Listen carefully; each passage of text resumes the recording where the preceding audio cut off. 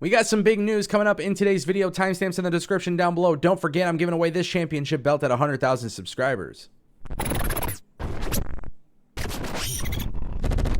All right, guys, I want to kick things off with some AEW news today. There's a new trademark for AEW, and it sounds like this will be the new name of the pay-per-view that is rumored to be taking place towards the end of December.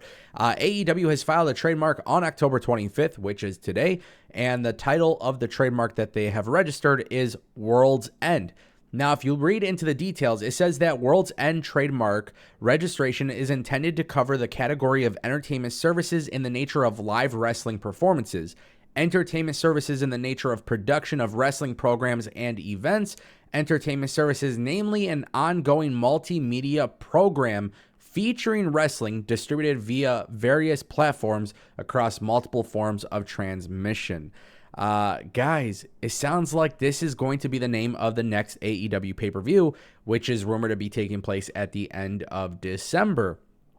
Cool. I think more pay-per-views is a huge solution to AEW's problem.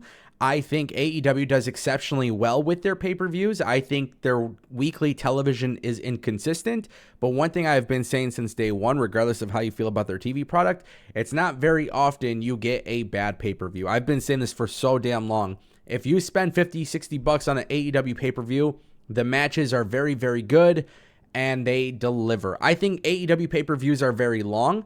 I think AEW, the reason why they have very long pay-per-views, 12, 13 matches, is because they were quarterly pay-per-views. Now AEW introducing more pay-per-views should actually shorten the cards because the payoffs will be happening a lot sooner. I think it's going to tidy up a lot of things on weekly television. And I'm very, very vocal about their inconsistency with television, but I'm also very vocal about their consistency when it comes to their pay-per-views. So ultimately, I do look at this as like a good thing for AEW. The World's End name is an interesting name. I'm more curious to see how they design things because AEW has a fantastic design team. So obviously when you see like the posters and the graphics for all these pay-per-views, that's one thing that they also have going for them that I feel like should be talked about more often.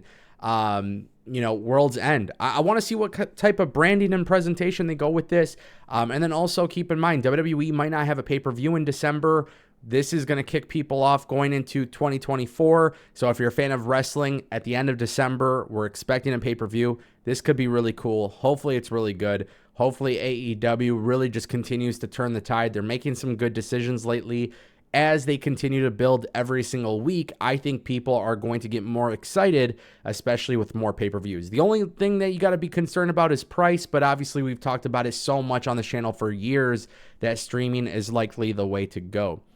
Guys, WWE announced Bash in Berlin, which was Germany. Now today, there's even more news about WWE potentially doing Paris, France.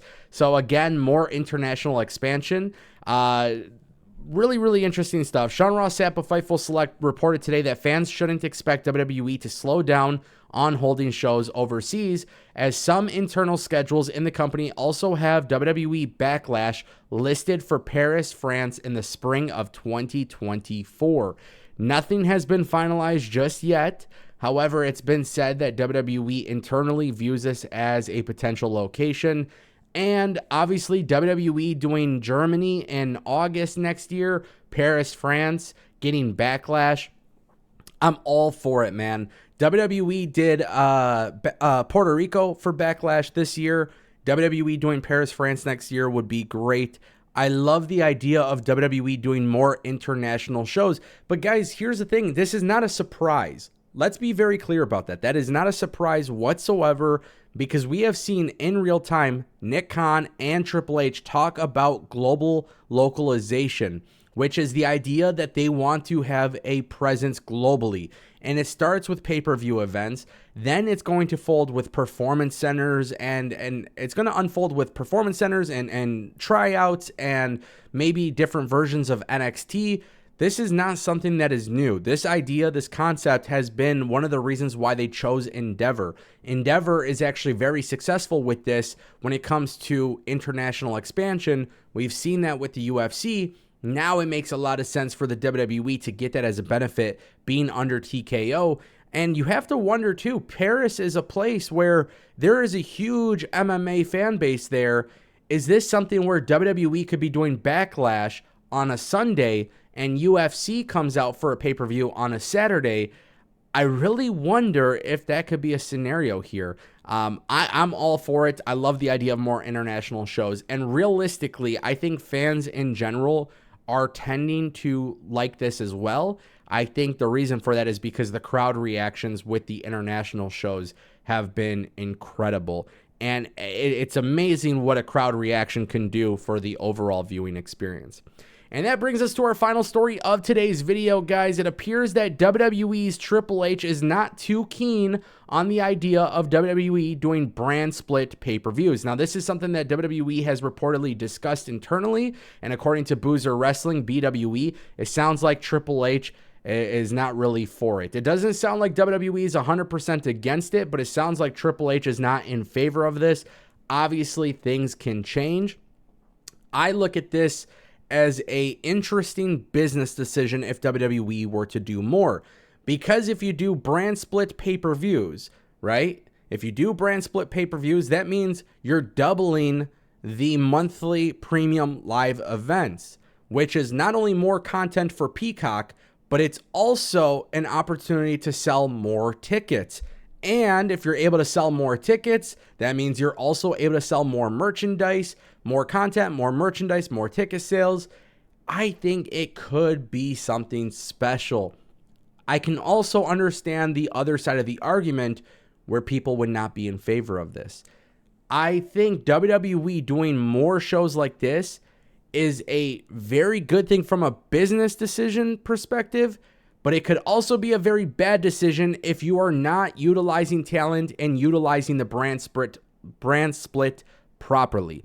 And let's just be transparent.